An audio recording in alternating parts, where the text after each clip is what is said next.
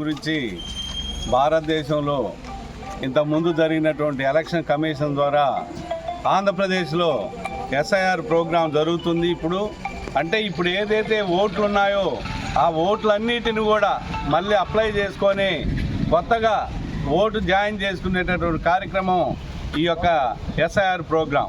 దీనిలో ఇప్పుడు ఎవరైతే ఓటు ఎంటర్ చేసుకుంటారో వాళ్ళకు మాత్రమే ఓట్లు అనేవి ఉంటాయి. కాబట్టి ఖచ్చితంగా కూడా ప్రజలందరూ కూడా తమ ఓటు హక్కును వినియోగించుకోవడానికి ఖచ్చితంగా ఇప్పుడు ఓటును ఎంటర్ చేసుకోవాలి. దీనిలో భాగంగానే కొన్ని అసాంఘిక శక్తులు ఎంటర్ చేసేసి ఈ సర్ ప్రోగ్రాంలో ఏవైతే బిఎల్ఓలు బిఎల్ఏలు అన్ని పార్టీలకు సంబంధించిన బిఎల్ఓలు ఉంటున్నారు. బిఎల్ఓ దగ్గర ఉండాల్సినటువంటి ఓటు ఎంటర్ చేసుకునే ఫారాలన్నీ కూడా ఐటీడీపీ ఆఫీస్లోకి పోవటం జరిగింది.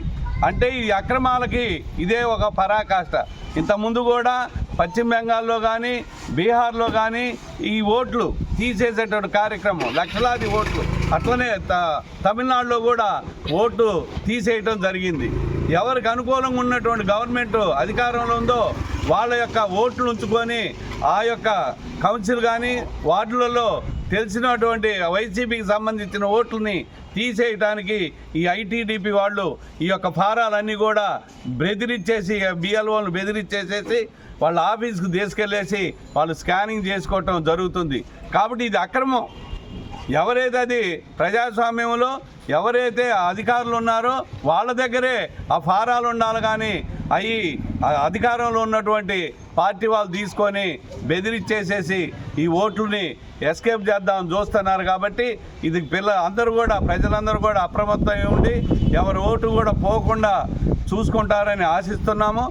భాగంగా కేంద్ర ఎలక్షన్ కమిషన్ ప్రతిష్టాత్మకం చేపట్టినటువంటి ఈ ఎస్ఐఆర్ ప్రోగ్రాంలో కింది స్థాయిలో కొన్ని అవినీతి కార్యక్రమాలు జరుగుతున్నాయి.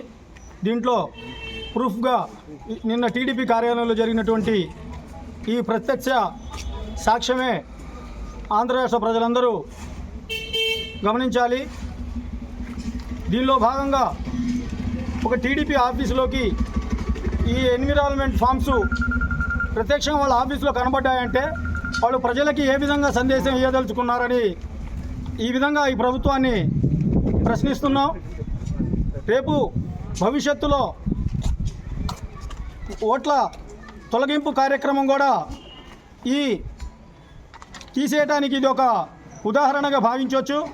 కాబట్టి దీన్ని మా దృష్టికి రాగానే ప్రజల శ్రేయస్సు కోసం ప్రజల ఒక్క ఓటు కూడా పోకూడదనేటువంటి ఉద్దేశంతో సంబంధిత మున్సిపల్ శాఖ కమిషనర్ గారికి వినతి పత్రం ఇవ్వడం జరుగుతుంది. అదేవిధంగా ఎంఆర్ఓ గారికి, ఆర్డీఓ గారికి, కలెక్టర్ గారికి కూడా వినతి పత్రాలు సమర్పించి ఈ విధంగా చేసినటువంటి సంబంధిత అధికారుల మీద కానివ్వండి,